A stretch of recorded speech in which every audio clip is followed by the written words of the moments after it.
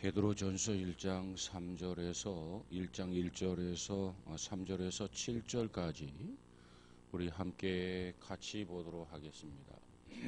자, 1장 3절 시작. 우리 주 예수 그리스도의 아버지 하나님을 찬송하리로다. 그의 많으신 긍휼대로 예수 그리스도를 죽은 자 가운데서 부활하게 하심으로 말미암아 우리를 거듭나게 하사 산 소망이 있게 하시며 썩지 않고 더럽지 않고 쇠하지 아니하는 유업을 잊게 하시나니 곧 너희를 위하여 하늘에 간직하신 것이라. 너희는 말세에 나타나기로 예비하신 구원을 얻기 위하여 믿음으로 말미암아 하나님의 능력으로 보호하심을 받았느니라. 그러므로 너희가 이제 여러 가지 시험으로 말미암아 잠깐 근심하게 되지 않을 수 없으나 오히려 크게 기뻐하는도다. 너희 믿음의 확실함은 불로 연단하여도 없어질 금보다 더 귀하여 예수 그리스도께서 나타나실 때에 칭찬과 영광과 존귀를 얻게 할 것이니라. 아멘. 아멘. 자, 우리가 계속해서 이 신약 성경에 나타난 복음에 대해서 우리가 계속 살펴보고 있는데, 자, 오늘은 이 베드로서를 통해서 주시는 복음. 자, 따라서 해볼까요? 고난을 통해 구원의 완성을 이루게 한다. 네, 고난을 통해서 구원의 완성을 이룬다. 그런 주제입니다. 복음은, 이 베드로서를 통해서 주시는 복음은 우리가 고난을 안 당했으면 좋겠는데 고난을 통해서 구원을 완성해 간다는 겁니다. 그러니까 고난이 없이는 구원의 완성을 이룰 수 없다라고 하는 거예요. 그렇기 때문에 그리스도인들에게는 반드시 고난이 있다는 겁니다. 그리고 그 고난이 그리스도인들에게 유익하다는 거예요.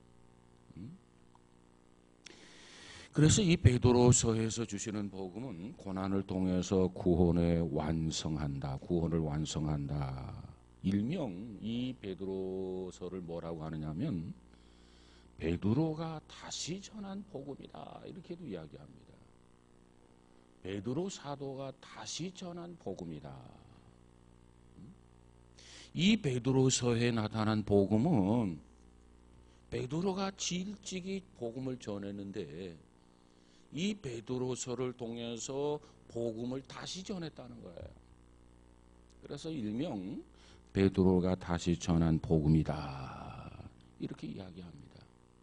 다시 설명드리면, 그러면 오늘의 이 설교 제목, 특별히 이 베드로서를 왜 베드로가 다시 전한 복음이라고 했을까? 그 이유를 우리가 참 이해를 해야 돼요. 베드로가 다시 전한 복음이라고 한 이유는 말 그대로 이 베드로가 이미 복음을 전했는데 다시 이 복음을 전하게 된 것이 베드로서라는 거예요. 이미 전했어요.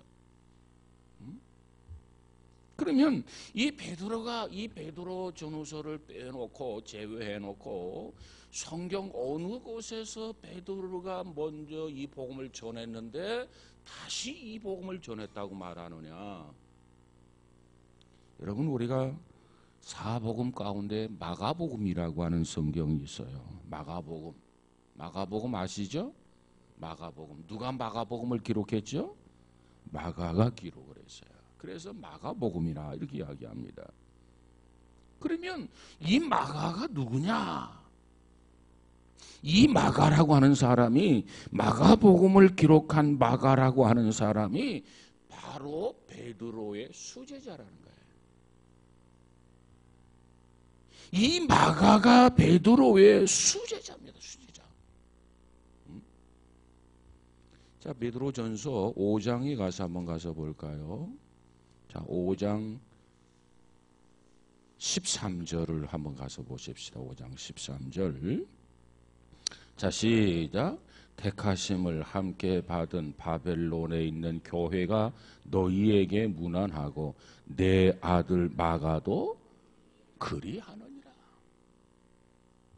그러니까 마가를 기록했던 마가복음을 기록했던 마가가 우리가 단순히 그냥 예수님의 제자라 이렇게만 생각하는데 이 베드로의 수제자라는 겁니다. 수제자. 그래서 베드로가 뭐라고 말하느냐? 마가는 내 아들이다.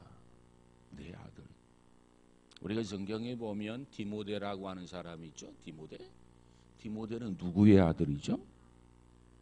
바울의 믿음의 아들이에요. 그래서 이 바울이 이 디모데를 향해서 말하기를 디모데는 내 믿음의 아들이다. 이것을 공개적으로 공식적으로 증언을 했습니다. 그러니까 마가는 베드로의 아들이고 특별히 디모데는 바울의 믿음의 아들이다. 자, 이렇게 정리하면 여러분이 디모데 전후서를 읽는다든가 또 마가복음을 읽는다든가 할 때 큰 유익함이 있으리라고 보여집니다. 자, 우리가 마가복음에 보면 예수 그리스도의 가르침에 대해서 마가가 증언을 하게 되는데 사실 그 증언은 누구를 통해서 들은 것을 기초로 해서 기록했느냐? 베드로를 통해서 들은 기초를 바탕으로 해서 마가복음을 기록했다는 겁니다. 그래서 이 베드로가 이미 마가라고 하는 사람을 통해서 복음을 전했단 말이에요. 전해서 자기의 믿음의 아들인 이 마가를 통해서 복음을 전해서 공식적인 자기의 승계자인 마가를 통해서 이미 복음을 전했는데 이 베드로서에 와가지고 베드로가 다시 이 복음을 전한단 말이에요. 그래서 일명 뭐라고 하느냐? 베드로가 다시 전한 복음이다. 이렇게 별명을 붙였다는 겁니다. 자, 그러면 마가를 통해서 믿음의 아들 마가를 통해서 복음을 전했으면 됐지. 또다시 베드로가 붓을 들어가지고 복음을 전할 이유가 그 근거가 뭐냐는 겁니다. 자기가 하고 싶은 말 마가를 통해서 다 기록하게 했고 그러면 됐지. 이 뒤늦게 이 베드로가 다시 펜을 들어가지고 이 복음을 다시 전할 만한 이유가 특별히 생겨느냐 말이에요.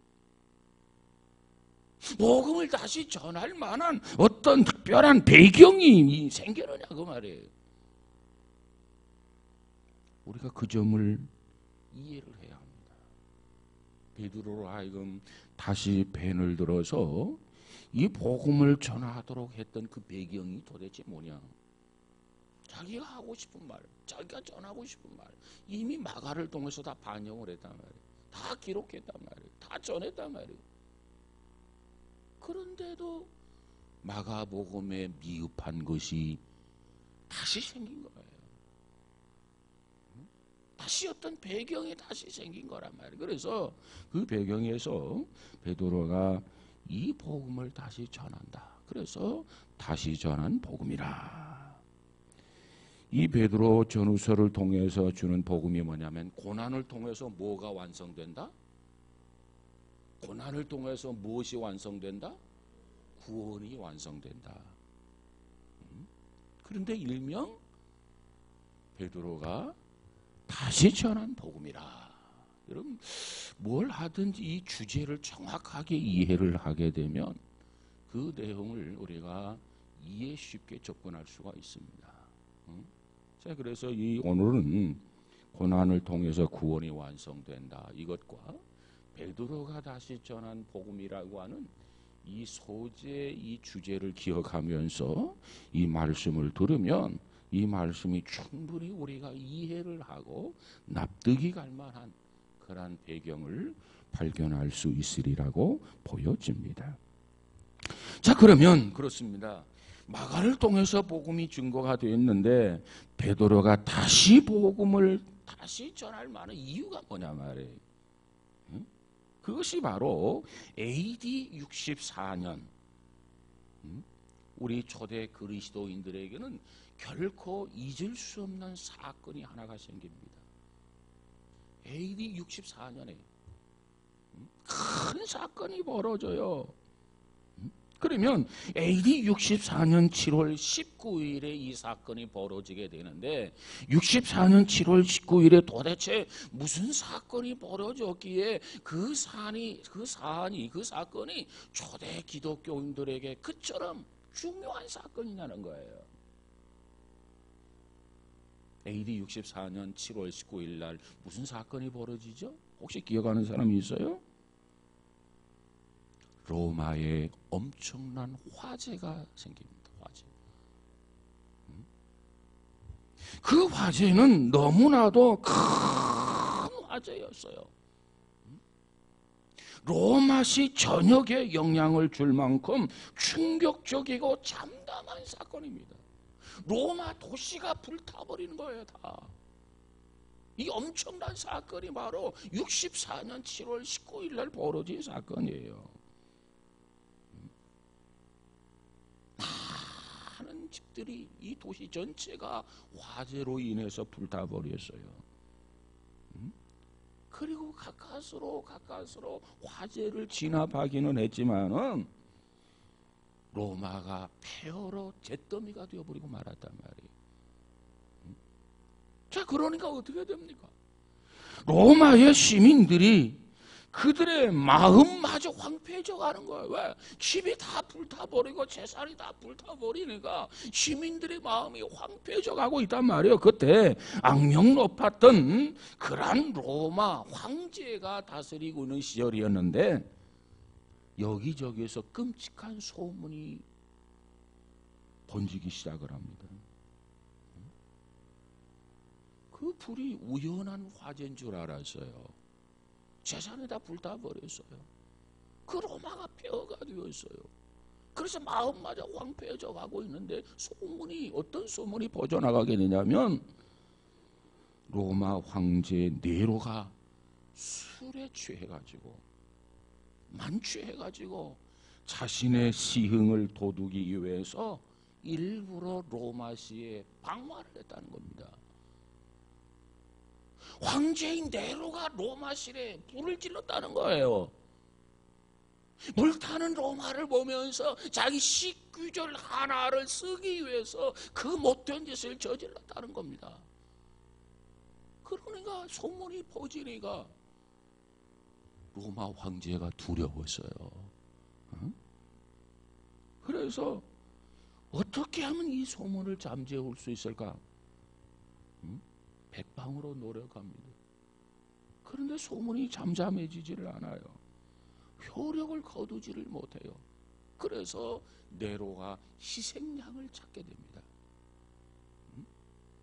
로마 시민들이 전부 자기 자신이 사실 그러했고, 그래서 이 나쁜 소문이 번지고 이제는 황제 자리도 괴롭고 그러다 보니까는 이제는 희생양을 찾기 시작하는데 그 희생양으로 대두된 대상이 있었는데 그 희생양으로 대두된 대상이 누구냐면 초대 그리스도인들이라는 거예요. 기독교인들이 방화했다는 거예요. 기독교인들이 이 로마시에 불을 질렀다는 거예요. 그래서 이 로마가 이처럼 불타서 폐허가 되고 잿더미가 되었다는 겁니다. 그 소문을 퍼뜨리는 거예요. 어떻게 되겠어요? 로마 시민들이 그 소문을 접하고 나서는 어떻게 했겠어요? 비난이 나오고 그러자 이제는 네로가 기독교인들을 체포하라는 명령을 내립니다. 그렇다. 기독교인들이 이 방화를 한 것이다. 기독교인들이 불을 질렀다. 그래서 이 로마가 폐허가 되고 이처럼 잿더미가 되었다. 기독교인들을 잡히는 대로 모조리 잡아라. 체포 명령이 떨어져요. 그리고 잡는 대로 피비린내라는 사형이 벌어지게 됩니다. 그와 같은 시대를 배경으로 해서 기록한 것이 바로 베드로 전서와 베드로 후서라는 거예요. 아닌 밤중에 홍두깨라고요. 기독교인들이 전혀 그 일과 무관한데 기독교인들이 잡히는 대로 죽어가고 있는 거예요. 피를 흘리면서 토하고 있는 거예요. 얼마나 어처구니 없는 일입니까? 그러다 보니까 이런 상황을 보면서 베드로가 펜을 들어가지고 다시 복음을 전하는 거예요. 내가 전한 복음을 다시 전한다. 그래서 베드로가 다시 전한 복음이라는 거예요. 그 복음의 내용이 뭐냐? 기독교인들에게는 고난을 통해서 구원이 완성된다. 고난을 피하지 말라는 겁니다. 억울하지만 이 고난을 당당하게 고난에 대처하라고 하는 메시지가 이 베드로전서와 베드로후서의 내용입니다. 자, 이쯤 이해를 했으면 이 상황 속에서 베드로전서와 후서가 기록이 되게 되는데 좀 더 그 당시의 배경을 이해하기 위해서 한 구절 보도록 합니다. 4장 12절과 13절을 보도록 합니다. 베드로전서 4장 12절과 13절. 자, 준비되셨습니까? 자, 12절 시작. 사랑하는 자들아, 너희를 연단하려고 오는 불시험을 이상한 일 당하는 것 같이 이상히 여기지 말고 오히려 너희가 그리스도의 고난에 참여하는 것으로 즐거워하라. 이는 그의 영광을 나타나실 때 너희로 즐거워하고 기뻐하게 하려 함이라. 아멘. 자, 바로 그런 배경 속에서 주신 말씀이 바로 이 말씀이에요. 자, 그래서 보세요. 기독교인들이 전혀 그 일과 무관해. 네로가 자기가 시흥을 돋구기 위해서 뿔을 일렀어. 그러다가 여론이 악화가 돼. 위기의식을 느꼈어. 그래서 희생양을 찾는데 기독교인들이 있지. 기독교인들에게 바가지를 씌우면 되겠다. 그래서 기독교인들이 화재를 저질렀다. 기독교인들을 잡히는 대로 다 잡아라. 그리고 죽여라. 그때 기독교인들이 어떻게 되겠습니까? 그 고난을 피해서, 그 박해를 피해서 어디로 가게 되냐면 땅굴로 숨어 들어가요. 그게 뭐냐? 그것이 바로 카타콤이라는 겁니다. 지금까지는 지상에서 그저 하나님 앞에 예배하고 떳떳하게 신앙생활을 한 거예요. 그런데 기독교인들을 잡히기만 하면 다 죽임을 당하니까 그 고난, 그 박해를 피해서 기독교인들이 지상에 살 수가 없는 거라. 그래서 두더지처럼 땅을 파고 들어간 것이 바로 카타콤이라는 겁니다. 카타콤. 그리고 일부는 흩어졌어요. 어디로? 소아시아로. 그래서 흩어져 있는 소아시아 지역, 이 소아시아 교인들에게 기록한 것이 베드로전서 내용이란 말이에요. 자, 1장 1절을 한번 가져볼까요? 시작. 예수 그리스도의 사도 베드로는 본도, 갈라디아, 갑바도기아, 아시아와 바르니아와 흩어진 나그네 쪽에서 이 박해를 피해가지고 땅속으로 들어가고 아니하면 뿔뿔이 흩어져가지고 이 소아시아 지역으로 흩어지게 되는데 바로 그들을 향해서 기록한 것, 그것이 바로 이 베드로전서와 후서예요. 그런 상황 속에서 지도자였던 베드로, 초대교회 지도자였던 베드로, 이 공동체 지도자였던 베드로, 이 베드로가 살아남은 자들, 땅 속으로 들어가 있는 자들, 소아시아로 흩어져 있는 그들에게 이 복음을 붙들고 살아남아야 된다.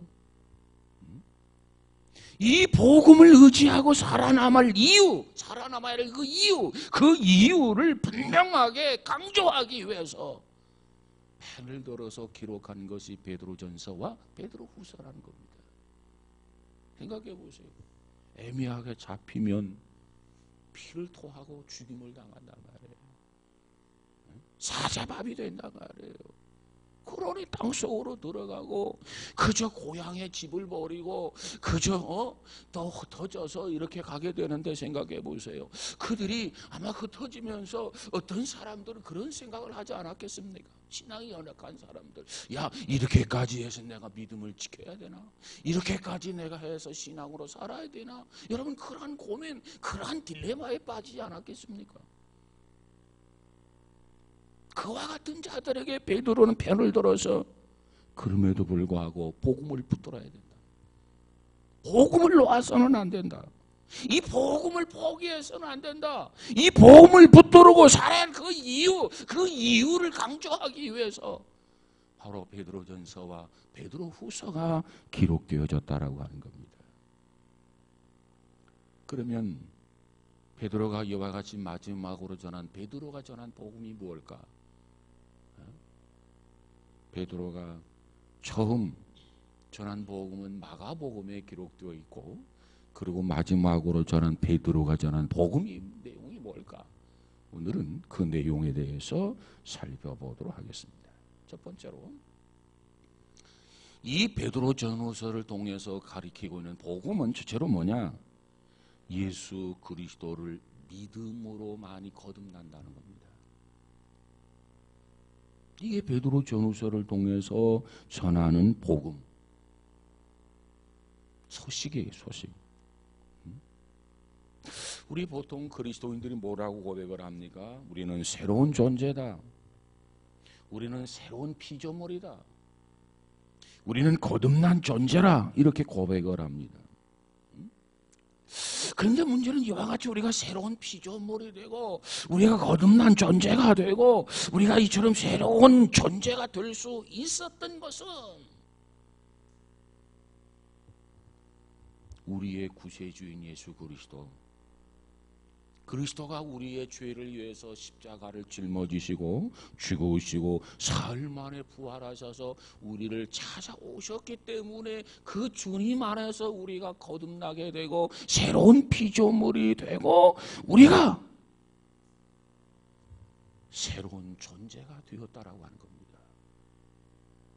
예수님이 이 땅에 오지 않았더라면, 우리의 죄를 짊어지고 죽으시지 않았더라면 우리가 그리스도 안에서 거듭나서 새로운 피조물, 새로운 존재, 새로운 거듭난 존재가 될 수 없었다는 거예요. 그런데 그리스도가 오셔서 우리의 죄 문제를 다 해결해 주셨기 때문에 그리스도 안에서 보라, 이전 것은 지나갔으니 새로운 피조물이다, 새로운 존재다, 새로운 거듭난 존재다.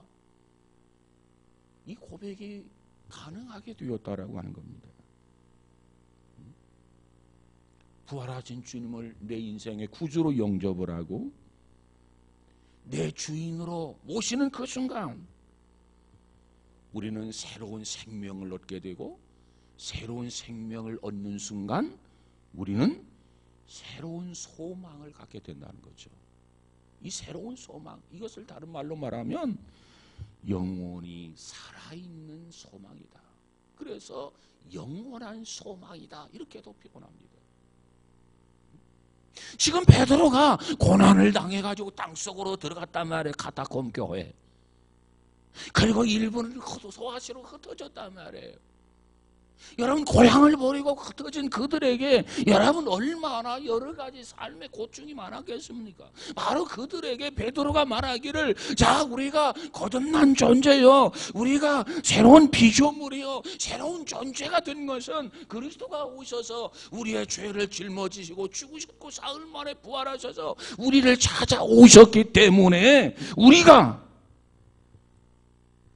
그분을 구주로 영접하고 구주로 영접했을 때 우리에게는 소망이 주어졌다는 겁니다. 새로운 소망, 영원한 소망. 그래서 베드로는 지금 고난당한 저들에게 현실에서 영원을 바라볼 수 있도록 영원한 소망을 저들에게 설명하고 있는 겁니다. 우리에게는 소망이 있다. 지금 죽어도 우리에게는 소망이 있다. 지금 매 맞아 죽어도, 돌에 맞아 죽어도, 짐승의 밥이 되어 죽어도 우리에게는 영원한 소망이 있다. 죽음으로 끝나는 게 아니라, 비참해지는 것이 아니라, 억울해진 것이 아니라 그걸로 끝나는 게 아니다. 이것이 베드로가 강조하고 있는 복음입니다. 그러니까 어떠한 박해가 와도, 어떠한 생명의 위협이 와도 소망은 놓아서는 안 된다. 끝까지 소망을 붙들어야 된다. 끝까지 소망을 붙들고 용기를 가져라. 박해를 당하는 그들에게 소망을 가지라고 격려하는 내용이 베드로전서와 베드로후서라는 겁니다. 우리가 붙잡아야 할 게 뭐라고요? 소망이에요, 소망. 여러분 보세요. 이 세상에서 그저 잘 먹고 잘 살고 뭐 하고 싶은 대로 다 살고 하는 사람은 야, 천국에 가도 이 세상처럼 좋을까? 아마 그런 생각을 갖는 사람이 있을 거예요. 왜? 하고 싶은 대로 다 하고 못할 것이 없고 그렇잖아요. 천국에 가도 이 세상처럼 이처럼 좋을까? 그런데 고난당하는 사람 생각해 보세요. 에? 정말 힘들게 살아가는 사람을 생각해 보세요. 천국을 소망하지 않을 수가 없잖아요.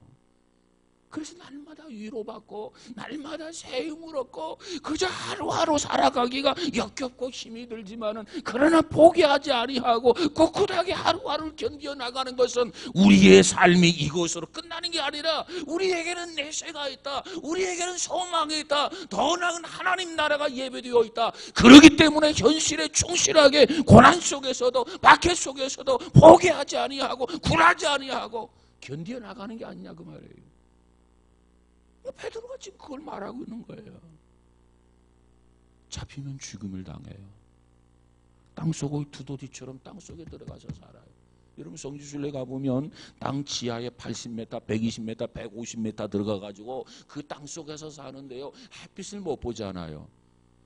그 햇빛을 어떻게 보느냐 하면 이 조그마한 이 구멍 하나 뚫어놓고 그 구멍으로 들어온 햇빛을 보면서 지하에서 밖으로 나오지도 못하고 그 안에서 생활하고 그 안에서 신학교 강의가 있었고 그 안에서 교제하고 그렇게 그들이 생명을 부지해서 그렇게까지 살 이유가 뭐냐?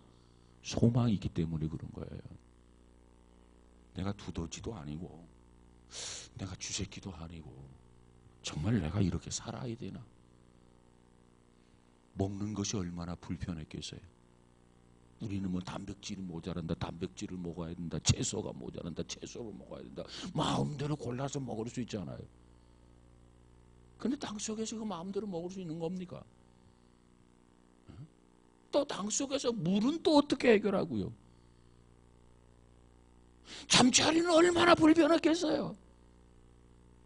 우리가 여러분 아파트 생활을 이렇게 하다가 다른 사람들하고 같이 이렇게 혼숙해가지고 며칠만 살아보세요. 그 보통 불편한 게 아니야.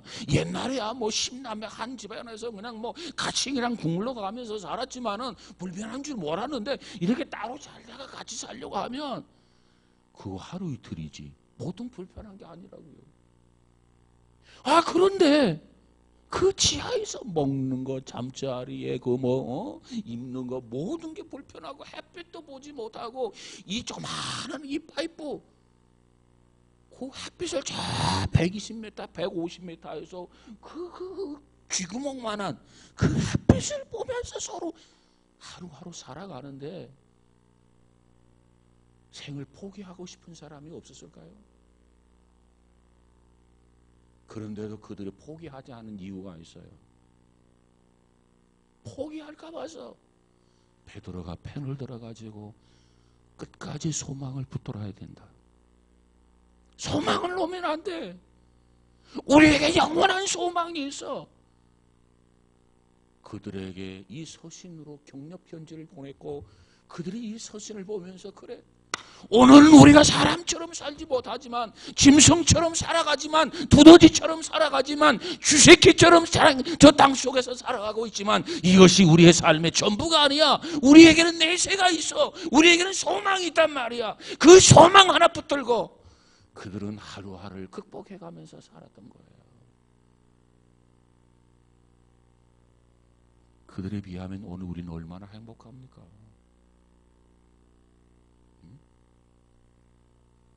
아마도 그렇게 살다가 그런 생각해봐. 야, 오늘은 우리가 밖으로 나가는 날이다. 그러면 모두가 다 야, 좋은 날이다. 마치 유치원생들이 야, 오늘은 자연학습 나가는 날이다. 그러면 야, 선생님 어디로 가요? 어디로 가요? 그러는 것처럼. 근데 우리에게는 매일매일 자연학습이야. 마음대로 살도록 놔뒀어. 그러니까 너무 행복해가지고 오늘도 TV나 보지 뭐 더운데.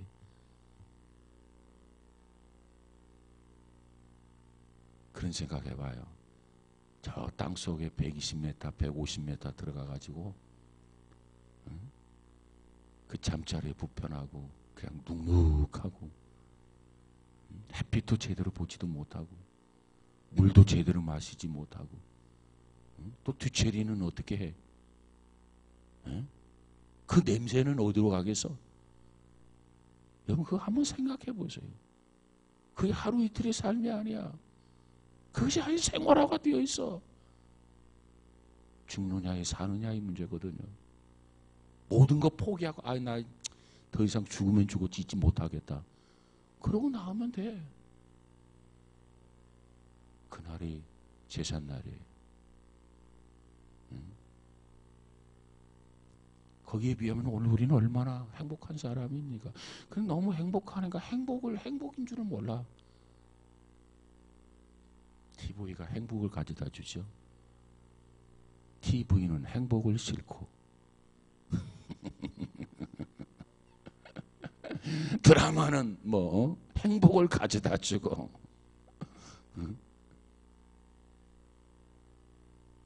거기에 행복이 있는 게 아닙니다. 정신을 우리가 똑바로 차려야 돼요. 그래서 이 고난의 시대에 이 박해 시대에 우리가 정말 놓지 말아야 할 가장 소중한 게 있다. 그 소중한 게 뭐냐? 소망이다. 소망. 그 소망을 붙들어야 돼. 뭔가 확실하게 붙들 때 분명히 붙들고 있을 때 어쩌면 이 손에서 피가 날 정도로 소망을 붙들어야 되는데 정말 우리 신앙인들이 피가 날 정도로 붙들어야 할 게 뭐냐면 소망이에요. 소망. 자, 우리가 성경 한 구절을 볼까요? 오늘 본문 3절 4절을 봅니다. 1장 3절 4절 그런 배경을 한번 생각하면서 이 3절을 읽고 그런 배경을 염두에 두고 4절을 읽으면 좀 더 우리에게 실감나는 말씀이 될 거예요. 그냥 행복한 가운데 소망을 가져라 그게 아니에요. 행복한데 뭐 소망 있으면 어떻고 없으면 어때? 그러는지 몰라. 그러나 저들에게는 지금 지하 120m, 150m에서 살아가고 있단 말이에요. 어떤 사람은 그런 얘기도 해요. 그 조그마한 구멍을 만들 게 아니라 구멍을 좀 크게 만들지. 그러면 들통 나는데요. 그 사람들이 지혜롭지 못해서 구멍을 크게 내지 못하고 조그마한 PVC 구멍 마냥 그렇게 내고 고산소로 위에서 살고 그 햇빛 조그만하게 그거 받아가지고 그 지혜가 없어서 그런 거 아니에요. 자, 3절 4절 한번 가서 볼까요? 자, 중요한 내용입니다. 시작. 우리 주 예수 그리스도의 아버지 하나님을 찬송하리다. 그의 많으신 긍휼대로 예수 그리스도의 죽은 자 가운데 부활하게 하심으로 말미암아 우리를 거듭나게 하사 산 소망이 있게 하시며 썩지 않고 더럽지 않고 쇠하지 아니하는 유업을 있게 하시나니 곧 너희를 위하여 하늘에 간직하신 것이라. 우리에게 소망이 있단 말이에요. 그렇기 때문에 우리가 하나님을 찬양한다는 겁니다. 그 불편함 속에서 그 고난 속에서 그 역경 속에서 모든 것 때려치우고 나 죽으면 죽겠다. 이 지옥 같은 삶 이거 더 이상 연명할 필요가 뭐가 있겠는가 이렇게 말할 수도 있겠지만 그러나 베드로는 말하기를 저들을 향해서 우리가 하나님을 찬송하리로다. 왜? 소망이 있기 때문에. 소망이처럼 소중한 거예요. 소망이처럼 귀한 거예요. 예수 그리스도는 우리의 소망이고 인류의 소망이다 하니까 별로 실감을 못 느끼죠. 그러나 여러분은 이런 고난을 당한다고 생각해 보세요. 밖에 세상 구경하지도 못하고 뭐 일광욕을 즐긴다고요?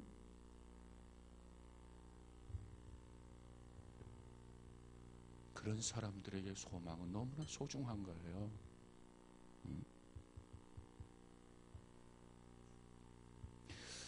자, 그 카타콤 생활을 하고 있는 그 생활에 대해서 소개하는 책이 있는데 그 책의 이름이 뭐냐면 카타콤의 순교자라는 책이 있어요. 카타콤 순교자. 그 책의 내용이 뭐냐면 베드로가 이 편지를 쓰던 당시에 예수 그리스도를 믿고 있다라고 하는 이 신앙의 고귀함, 이것을 천하게 여겼다면 누가 고난 속에서 이 신앙을 끝까지 붙들겠습니까? 때려치워버리죠. 근데 그 고난 속에서 자기 자신들이 가지고 있는 이 신앙의 고귀함을 가지고 있고, 그 신앙의 고귀함을 지키기 위해서 카타콤을 그들의 삶의 주거지로 선택한 사람들의 이야기, 그 스토리가 적혀져 있습니다. 그 책의 내용을 보면 그 카타콤 지하에서 생활을 하게 되는데, 뭐 그 카타콤 여러 군데 있는 거죠. 하나만 있는 게 아니라. 근데 그 카타콤 지하에서 살면서도 발각이 되고, 발각이 되면 끌려가게 되고, 끌려가다 돌에 맞아 죽기도 하고, 로마의 원형 경기장에 끌려나가 가지고 거기서 그저 야수의 밥, 사자의 밥으로 갈기갈기 찢겨져 가지고 죽임을 당하는, 그러면서도 자기가 가지고 있는 그 고귀한 신앙, 하나님을 믿고 예수를 믿는다라고 하는 그 고귀한 믿음을 지키기 위해서 자기 몸이 다리가 찢겨져 나가고 팔이 찢겨져 나가고 하면서도 찬양을 부르는데, 그 찬양을 끊임없이 부르는 거예요. 끊임없이. 여러분, 우리가 힘들고 너무나 고통스러우면 찬양을 부르다가 뚝 그칠 수 있지 않겠어요? 그들은 그런 상황 속에서 얼마나 소망을 붙들었던지, 다리가 떨어져 나가도 그 고통을 느끼지 못할 정도로 소망을 붙들고 있는 거예요. 그 찬양이 멈춰지질 않는 거야. 그걸 지켜보기에는 로마의 관료들이 더 화가 나는 거예요. 도대체 저들은 무엇 때문에 죽음 앞에서 비참하게 사자의 밥이 되어가면서 야수의 밥이 되어가면서도 하나님을 찬양하는데 그 찬양이 조금도 멈춰지지를 않느냐 말이에요. 뭐가 저들을 저렇게 만들었느냐. 우리가 그 해답을 찾는다면 그 해답은 성경에 있어요. 베드로가 주신 해답이 뭡니까? 저들에게는 로마인들이 가지지 못한 소망을 가지고 있다는 거예요. 예수 그리스도가 이 땅에 오셔서 우리의 죄를 위하여 십자가를 지셨고 죽으셨고 사흘 만에 부활하셔서 다가오셔서 누구든지 그를 영접하기만 하면 그는 그의 구주가 되고, 그처럼 영접하는 순간 새로운 피조물이 되고 새로운 존재가 되고, 믿음의 사람으로 변화된 사람에게는 그리스도가 그에게 있어서 소망이 된다는 겁니다. 저들이 이 소망을 놓지 않고 붙들고 있기 까닭에 그 고난을 극복할 수 있었던 거예요. 이 소망이 있었기 까닭에 다리가 떨어져 나가는 그 아픔도, 아프다 그러면 찬양을 하다가 멈추지 않겠습니까? 근데 아픔 정도를 잊어버릴 정도로 소망을 붙들고 기도하는 거예요. 내가 죽어가면서 이 소망을 놓치면 안 되지 하면서 찬양을 계속하는 거예요. 다리가 떨어져 나가도, 허벅지가 떨어져 나가도, 장단지가 떨어져 나가도. 어떤 사람은 취한 거 아닌가? 그게 우리의 다른 점이에요. 우리는 조금만 힘이 들어도 불평하고 원망하고 짜증을 부리잖아요. 신앙이 액세서리가 돼가지고 놓았다 당겼다 놓았다 당겼다 말이죠. 어떤 사람 붙들었다 놓았다 붙들었다 놓았다, 제멋대로야 제멋대로. 바로 그와 같은 사람들에게 이 베드로는 강조하기를 끝까지 붙들어야 된다. 고난은 우리를 구원으로 완성한다. 이걸 강조하고 있는 것이 베드로의 복음이라고 하는 겁니다. 그 카타콤이라고 하는 그 순교자 책에 보면은요, 13살 난 이야기가, 어린아이 이야기가 있어요. 13살. 그 13살 어린 소년의 이름이 누구냐면 포리오라고 하는 소년입니다. 순교자 포리오. 참 믿기 어려운 그런 이야기가 실려져 있어요. 카타콤 생활하다가 붙들렸어요. 끌려가서요. 로마의 관원들이 그 어린 13살짜리 그 소년 어린이에게 이렇게 이야기합니다. 예수가 너에게 무엇을 해주었는가? 예수를 부인하고 가서 살거라. 13살 난 어린아이니까 참 죽이기가 안타깝고, 그래서 13살 난 그 어린아이에게 예수가 너에게 무엇을 해주었는가? 예수를 부인하고 가서 살거라. 살려주겠단 말이에요. 기회를 주겠다는 거예요. 긍휼을 베풀어 주겠다고 그렇게 이야기를 합니다. 로마 관원이 크게 생각을 해가지고 자비를 베푸는 거예요. 그런데 이 로마 관원의 말에 이 13살 난 이 포리오라고 하는 소년이 이렇게 대답을 해요. 뭐라고 했냐면, 예수를 부인하고 가서 살거라. 그러니까 그분은 나에게 많은 것을 해 주었습니다. 그분은 나를 영원히 살게 해 주시기 위해서 자기의 목숨을 주셨고요. 그에 의해 나는 당신들이 나에게 빼앗으려고 하는 나의 이 생명보다 더 귀중한 영생의 선물로 받았습니다. 그분이 나에게 더 소중한 생명을 주셨다는 거예요.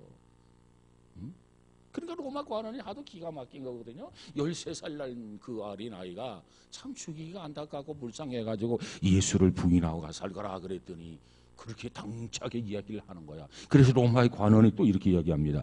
야, 너는 죽음이 두렵지 않니? 13살 난 어린아이, 13살이라면 지금 뭐 초등학교 몇 학년일까요? 6학년 정도. 야, 너는 죽음이 두렵지 않니? 그때 이 어린아이가, 포리오라고 하는 13살 난 사람의 아이가 이런 얘기해요. 그분은 나에게 죽음에서 이길 수 있는 힘을 주셨습니다. 어린아이가 죽음 두렵지 않겠어요? 본능적으로 살려주세요, 살려주세요. 본능적으로 엄마, 아빠 뭐 그럴 거예요. 본능적으로. 그런데 13살 난 아이가 그분은 죽음에서 이길 수 있는 힘을 나에게 주셨습니다. 나는 두려워하지 않겠습니다. 저는 저의 죽음이 이 비참한 육신의 생활에서 이제 영원한 행복한 생활의 변화라고 믿고 있습니다. 한참 기가 막힌 거죠. 죽음이 자기 자신의 죽음이 이 비참한 육신 생활에서 영원한 행복의 생활로 변화라고 나는 그렇게 믿고 있습니다. 얼마나 당찬지 몰라요. 그러면서 이런 얘기예요. 야수에게 찢겨 죽든 불길에 타서 죽든 모두 마찬가지입니다. 비참한 육신의 생활에서 영원한 행복의 생활로의 변화라고 나는 믿는다. 죽음이라고 하는 것을 통해서 비참한 육신의 생활의 종말을 고하고, 죽음이라고 하는 것을 통해서 영원한 행복의 생활로의 변화라. 죽음을 그렇게 본다는 거예요. 내가 야수에 지켜 죽던 불에 타서 죽던 죽음이라고 하는 것은 비참한 육신의 생활에서 영원한 행복의 생활로의 변화라고 나는 믿습니다. 나는 죽는 게 행복하다는 거예요. 난 죽음이 복되다는 거예요. 이것이 13살 난 어린아이가 하는 말이에요. 뭐가 그렇게 만들었습니까? 13살 난 아이가 뭘 빙려해서 무엇 때문에 그처럼 당차게 로마 관원들의 눈이 휘둔 것들을 만들었냐 말이에요.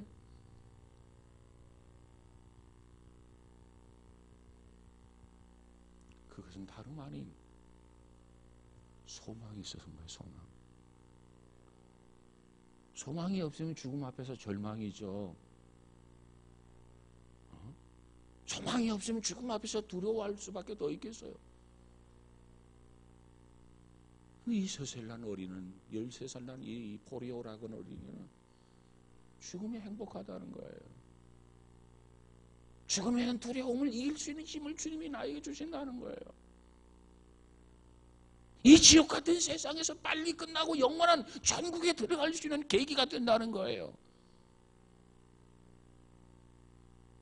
어떻게 죽든 상관이 없다는 거예요. 야수의 밥이 돼가지고 갈기갈기 찢겨서 죽든, 불에 타가지고 채만 남아서 죽든, 그건 관계가 없다는 거예요.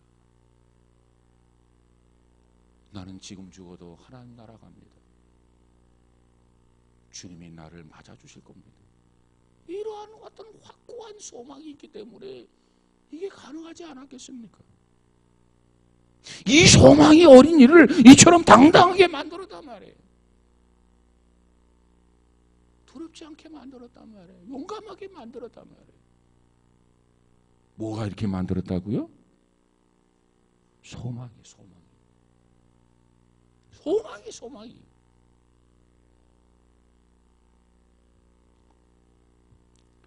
그러면서 이런 얘기해요. 야수에게 찢겨 죽던 불길에서 다 죽던 모두 마찬가지입니다.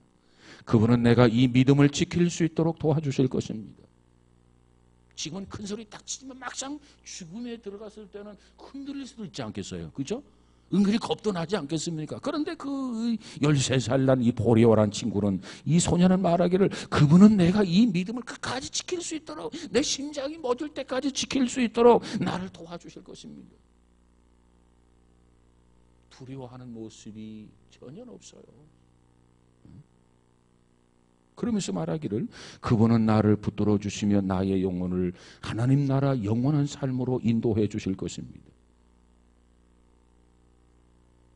당신들이 나를 위협하는 이 죽음은 두렵지 않지만, 당신들이 위협하는 그 죽음, 육신의 죽음을 말하는 거예요. 두렵지 않지만 당신네들이 가지려는 이 목숨이 나에게는 천만번의 죽음보다 더 두렵습니다.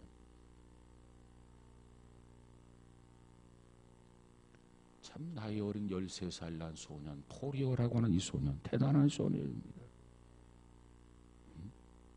여러분, 원하기는 그 소년이 가졌던 그 소망이 저와 여러분에게도 있어지기를 주의 이름으로 축복합니다. 이 소년의 그 소망을 붙들었듯이 저와 여러분도 이 소망을 붙들고 사시기를 주의 이름으로 축복합니다. 그래서 그 소망을 뭐라고 하느냐? 산소망이라 그래요. 산소망. 왜? 많은 사람들이 소망은 있는데 산소망이 아니라 죽은 소망이야. 죽은 소망. 힘이 되지도 못하고,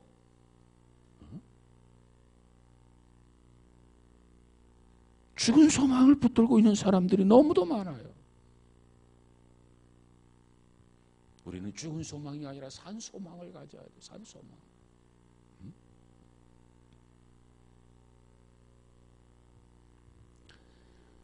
그렇습니다. 소망이 죽으면 인생이 살 이유가 없어져요.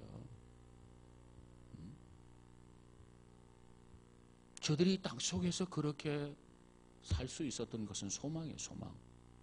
하나님 나라가 있다는 것, 더 좋은 세계가 있다고 하는 것, 고향을 등지고 뿔뿔이 흩어져서 물설고 날서는 그런 곳에 가가지고 정말 힘들게 연명해가면서 살아가는 그들에게, 그처럼 살아갈 수 있었던 것은 그들에게 소망이 있었기 때문이에요.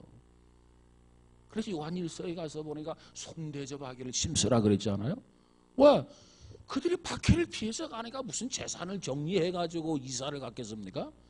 그냥 보따리 하나 정리해가지고 가서는 모든 것 다 포기하고 도망간 거예요. 피난 간 거예요. 피해서. 그러다 보니까 기독교인들이 굉장히 많이 피해 오니까 손대접하기가 굉장히 불편했을 거예요. 그럼에도 불구하고 손대접하기 힘쓰라.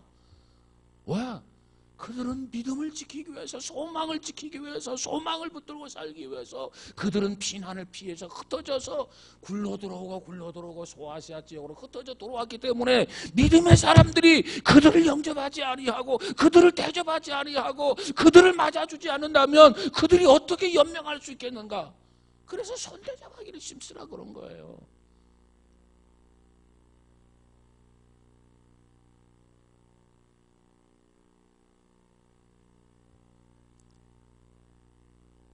그들이 그렇게 사는 것이 즐거워서 그렇게 살았을까요? 소망이 있기 때문에 그래요. 소망이 없으면 야, 이게 사는 것보다 죽는 게 낫겠다, 목매달았겠죠. 소망이 그들을 살린 거예요. 우리에게 소망이 없으면 그건 죽은 생명이에요. 죽은 생명. 소망이 없으면 인생을 그렇게 비참하게 짐승처럼 살아갈 이유가 없잖아요.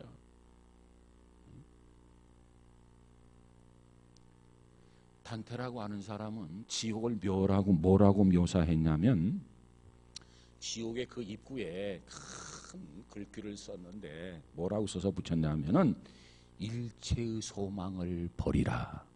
이게 지옥이에요.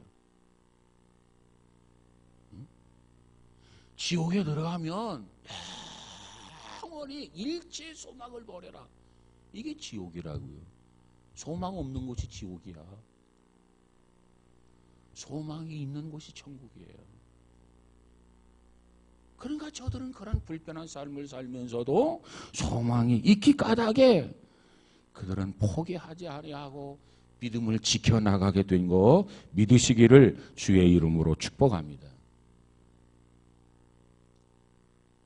한번 여러분 마음을 이렇게 보세요.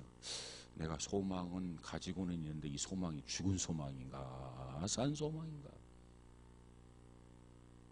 만져보라니까 만져보지도 않네. 없어? 소망이 없어 아예? 뭐 산 소망도 없고 죽은 소망도 없고 아무것도 없는 것 같아? 여러분 이 안에 꼭 산 소망이 있어지기를 주의 이름으로 축복합니다. 더럽지 않고 썩지 않고 쇠하지 않는 소망, 그 천국의 소망이에요. 지옥은 소망이 없어요. 일체의 소망을 버려라. 단테 말이에요. 소망 없는 것이 지옥이에요. 소망이 있으면 그건 천국이에요.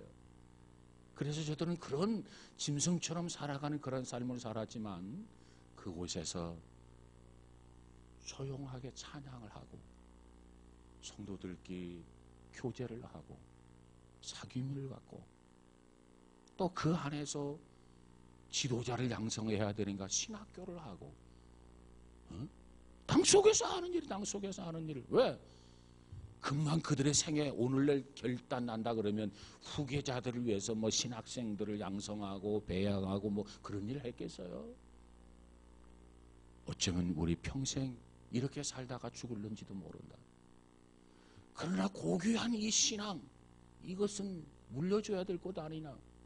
그러기 위해서는 신학교가 필요하다. 그리고 그 땅 속에서 조그만 홀을 만들어가지고 그곳에서 후계자들을 위해서 신학교육이 계속 해서 후계자를 양성했다는 거예요. 가이드가 땅 속을 쫙 이렇게 안내하면서 이곳이 어떠한 곳인 줄 아세요? 이곳은 카타콤 신학교입니다. 카타콤 신학교, 이게 무슨 소린가? 그들의 후계자를 양성하기 위해서. 왜?